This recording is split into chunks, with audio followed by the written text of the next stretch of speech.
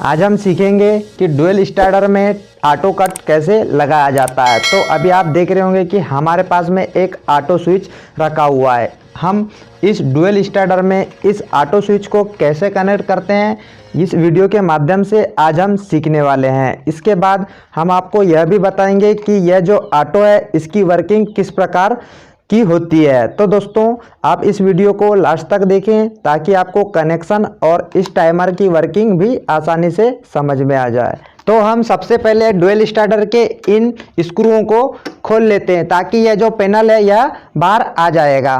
तो आपको screw driver की मदद से यह इन स्क्रूओं को पहले खोल लेना है। इसके बाद में यह जो पैनल है यह बाहर आ जाता है। अब देख लीजिए मैंने फटाफट से सारे स्क्रूओं को खोल लिया है। अब यह जो पैनल है यह बाहर आ चुका है। इस प्रकार से अंदर से यह पैनल दिखता है।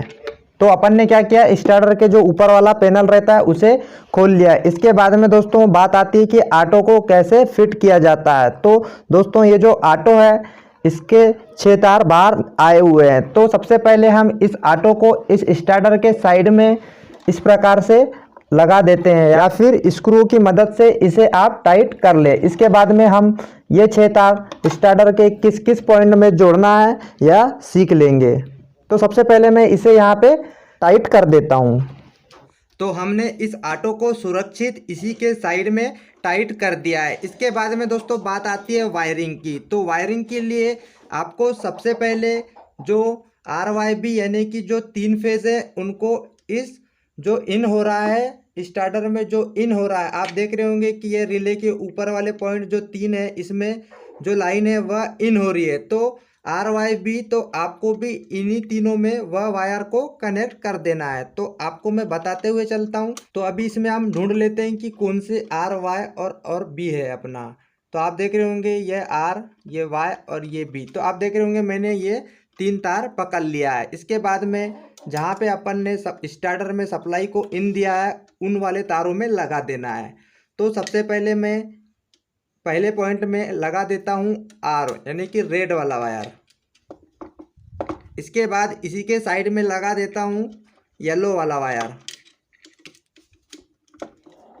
इसके बाद अपने पास में एक ही फेज बच जाता है जो कि ब्लू वाला है। तो इसको इस लास्ट वाले पॉइंट से कनेक्ट कर देते हैं।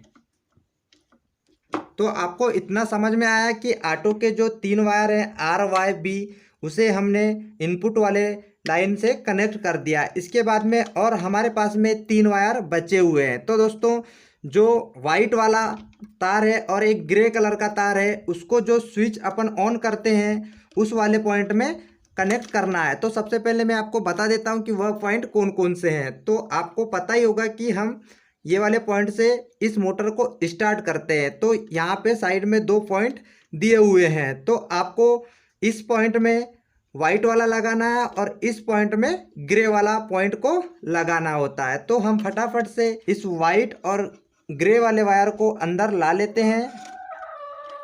और देखो आपको क्या करना है कि इस वाले वायर में इस पॉइंट में आपको वाइट वाला कनेक्ट करना है। यह कनेक्ट करने से पहले आपको यह ध्यान देना है कि ये जो पॉइंट लगा हुआ है जो NO पॉइंट से NC की ओर कनेक्ट है यह रेड वायर, इसे आपको निकाल देना है। तो इस प्रकार से मैंने इस वायर को बाहर निकाल दिया है। इसके बाद में जो फर्स्ट वाला पॉइंट है इसमें आपको वाइट वाला तार लगा देना है। तो आप देख लीजिए मैं सबसे पहले वाइट वाला तार इसमें लगा दे रहा हूँ। आपको समझ समझ के करना है, किसी भी चीज़ की हड़बड़ी नहीं मचाना है, अन्यथा अगर आप इसमें गलत कनेक्शन कर दोगे तो शॉर्ट सर्किट हो सकता है। इसी के बाद में देखिए हमने वाइट वाला वायर यहाँ पे कनेक्ट किया। इसके बाद में यहाँ पे ग्रे वाला तार कनेक्ट कर देना है।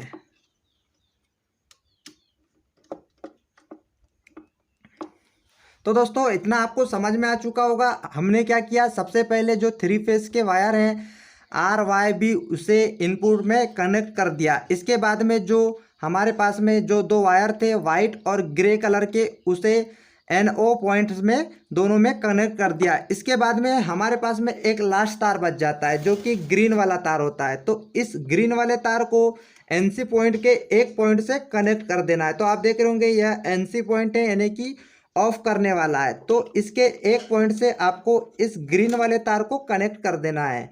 तो आप देख लीजिए यहीं से आया और यह एक एनसी पॉइंट के एक पॉइंट से कनेक्ट हो गया है।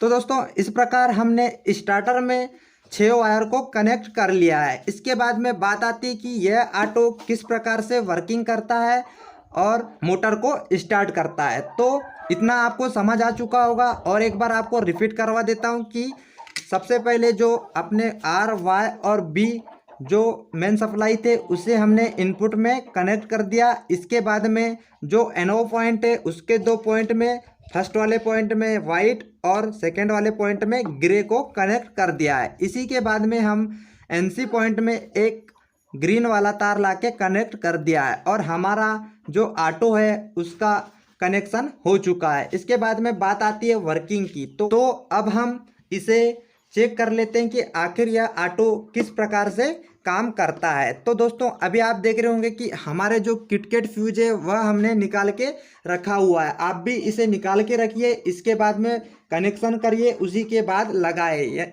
अन्यथा आपको काम करने में खतरा होगा। तो हम सबसे पहले यह किटकैट फ्यूज को लगा देते हैं।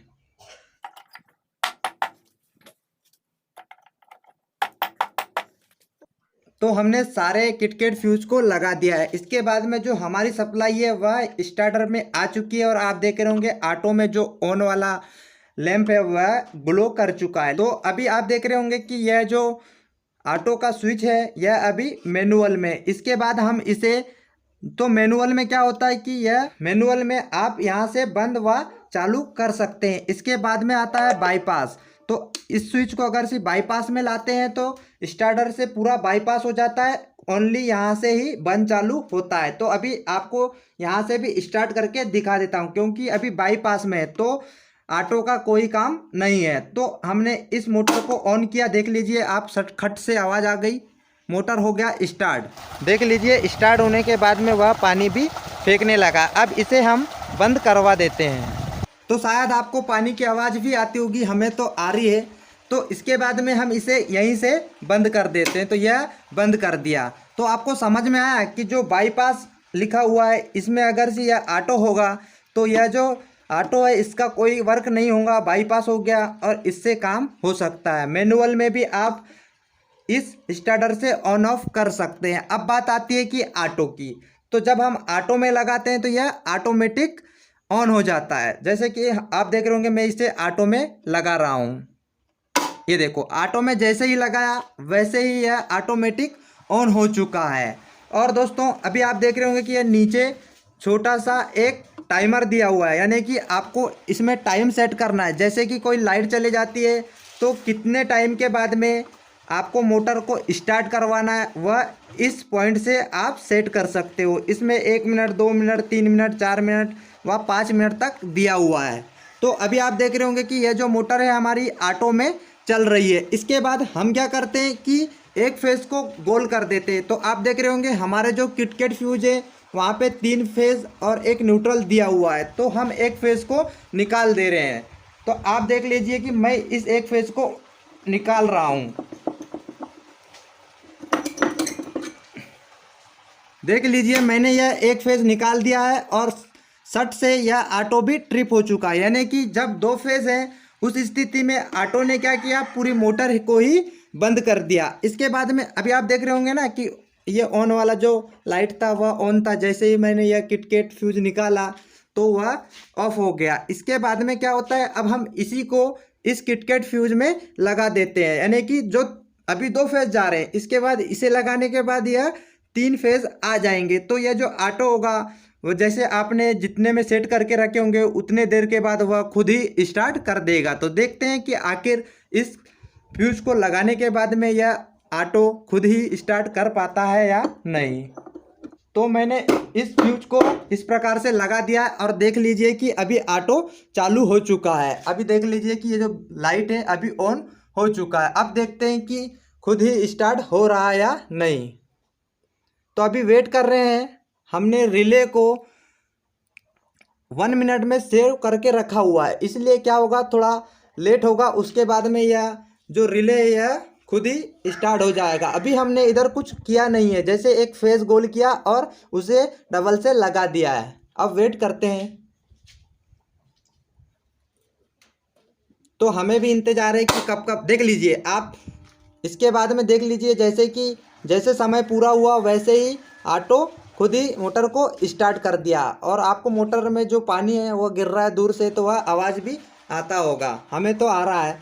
तो दोस्तों इस प्रकार से आपको ऑटो के कनेक्शन करना है। और ऑटो लगाने से क्या होता है कि जैसे कि कोई 3 फेज की मोटर है, एक फेज चले जाता है तो मोटर फूक जाती है, तो इससे क्या होगा, ऑटो उसकी सुरक्षा करता है। तो यह जो किसान भाई हैं इन लोगों को यह ऑटो ज़रूर लगाना चाहिए ताकि उनका कोई भी नुकसान ना हो।